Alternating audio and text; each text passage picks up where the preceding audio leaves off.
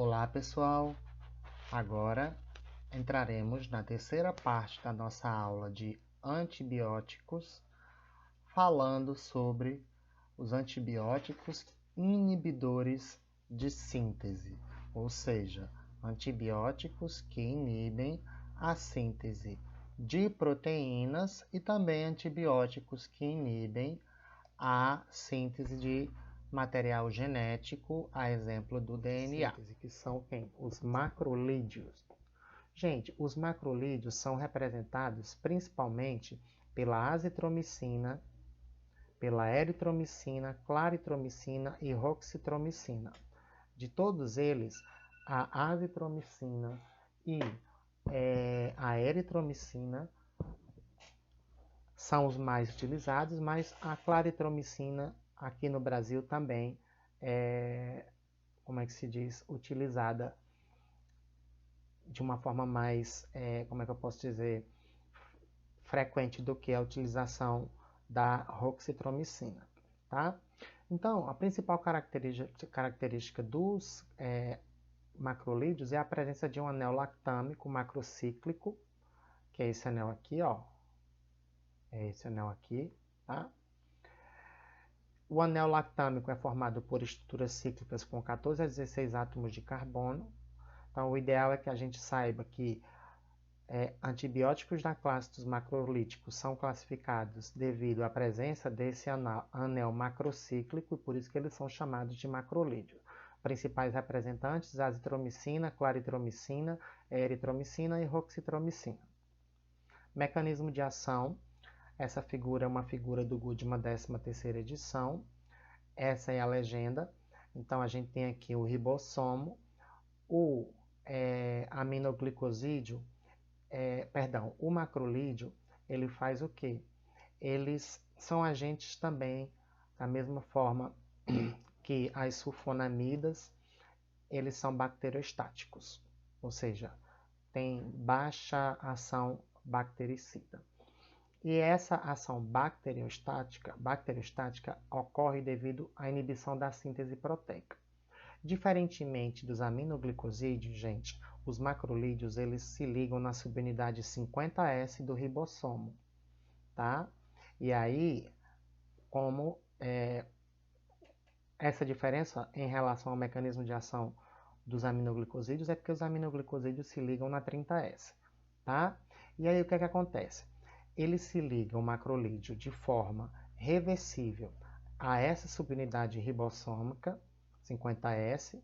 Um exemplo, a eritromicina, vamos supor, parece inibir, né? Isso ainda é um tanto quanto obscuro, mas parece que a eritromicina, ela inibe a translocação desse aminoácido do sítio A para o sítio P.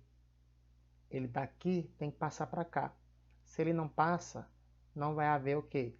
Síntese de proteína, ou essa síntese vai ser prejudicada. Então, esse é o principal mecanismo dos macrolídeos, inibição da translocação de aminoácidos do sítio A ao sítio P, através da ligação do macrolídeo à subunidade 50S, inibindo então esse mecanismo de translocação. Também podem apresentar, micro-organismos podem apresentar resistência aos macrolídeos, podem ser simplesmente expulsos da célula da bactéria, que seja gram-positiva ou que seja gram-negativa, por bombas de efluxo, que eu já falei anteriormente, né? Essas bombas de efluxos podem, inclusive, quando a gente faz o uso prolongado ou discriminado de macrolídeos, elas podem ter um aumento na sua expressão e atividade na membrana das bactérias, e aí o macrolídeo ele vai entrar na célula, mas ele vai ser expulso por bombas de efluxo. Produção de uma enzima chamada de metilase, que simplesmente modifica o sítio ribossomal no qual o macrolídeo se liga, reduzindo a afinidade desse sítio de ligação pelo macrolídeo e impedindo que ele se ligue de maneira eficiente, e isso impede que o macrolídeo ele iniba a etapa de translocação do aminoácido do sítio A para o sítio P, devido né, quando ele se liga na subunidade 50S, devido ao fato da subunidade 50S ficar menos afim ou ter uma afinidade menor por esses fármacos. Pode também haver mutação no cromossoma da bactéria, e isso pode também alterar o sítio de ligação à subunidade 50S da bactéria e reduzir a afinidade. E o macrolídeo, gente, ele também pode ser hidrolisado por exemplo, esterases produzidas por bactérias da classe das enterobactérias, tá? Então, esses são os principais mecanismos de resistência. Algumas indicações clínicas da claritromicina e azitromicina. Vamos agora falar um pouco da azitromicina, inclusive agora no contexto, né, do tratamento da Covid-19. Muitas pessoas imaginam que a azitromicina ela tem atividade antiviral, mas ela não tem.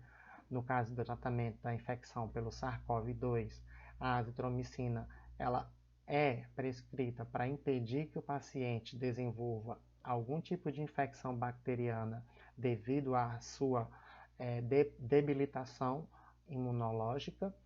Então, a azitromicina, né, ela é utilizada em infecções respiratórias, pneumonia da comunidade, né, infecções dermatológicas, também eficaz no tratamento de infecções urogenitais, infecções por micobactérias em pacientes com HIV/AIDS, tá? Claritromicina, geralmente infecções respiratórias, né? Infecções na pele, né? Alguns também esquemas terapêuticos para o tratamento da úlcera causada por uma bactéria chamada de H. pylori.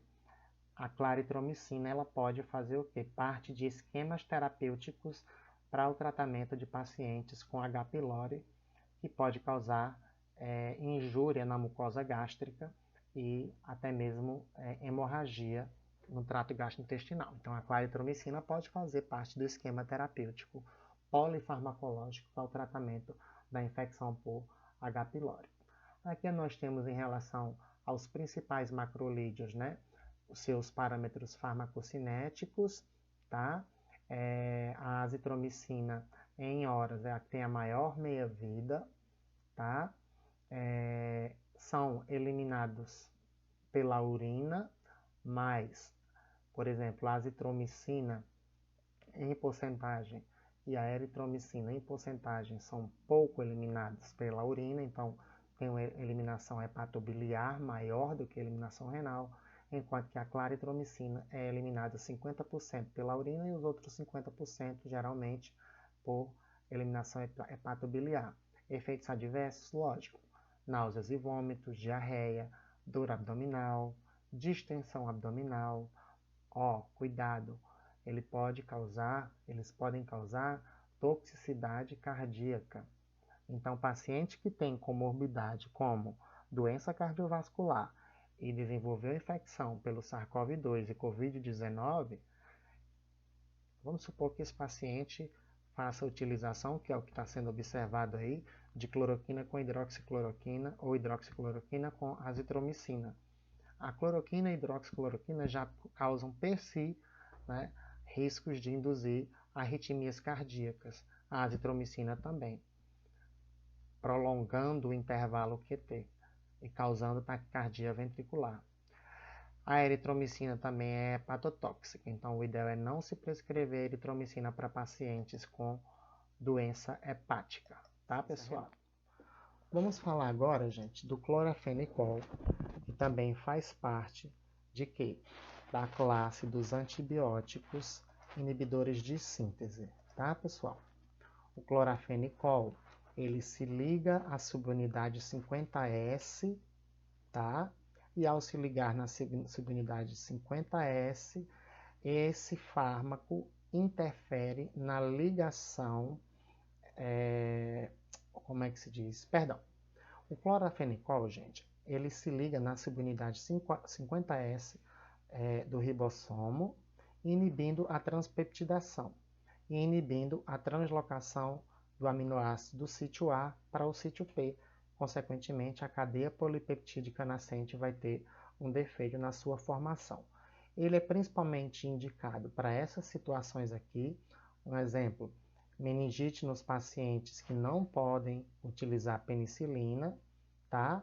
Seguro e efetivo na conjuntivite bacteriana, ou seja, ele pode ser utilizado de forma tópica para tratar a conjuntivite bacteriana.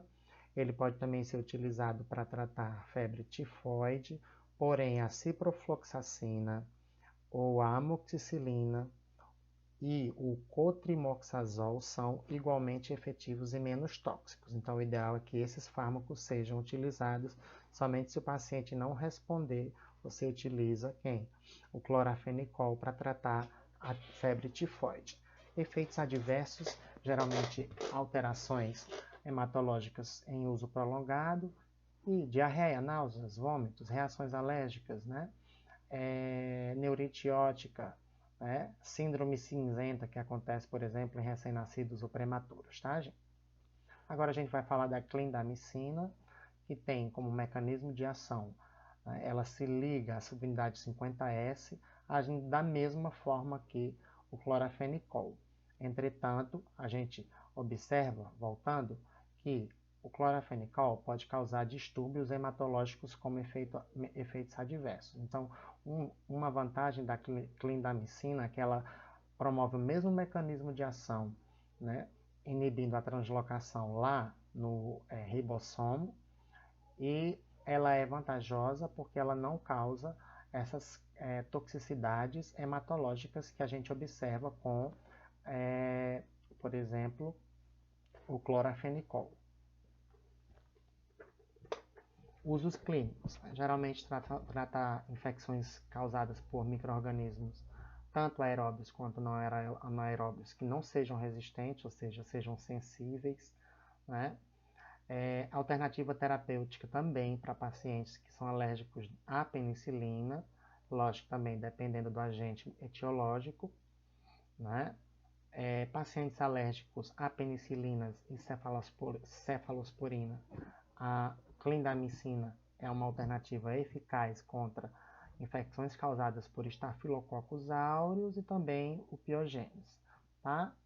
Então, a gente está vendo aqui que existem várias classes de fármacos, principalmente inibidores de síntese, que podem ser alternativas terapêuticas para substituição de beta-lactâmicos, como penicilinas e cefalosporinas, a exemplo, né, dessas substâncias. Substituição das substâncias por fármacos que inibem a síntese, por exemplo, de proteínas, tá? A exemplo da clindamicina, que a gente falou anteriormente. Tá? Ele também é utilizado na osteomielite, porque ela consegue penetrar bem em tecidos ósseos.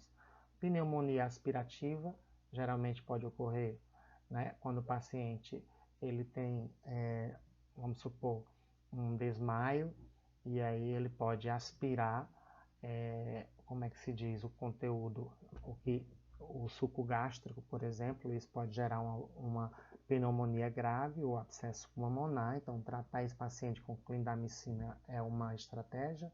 Também conjuntivite bacteriana causada principalmente por estafilococcus através de administração tópica.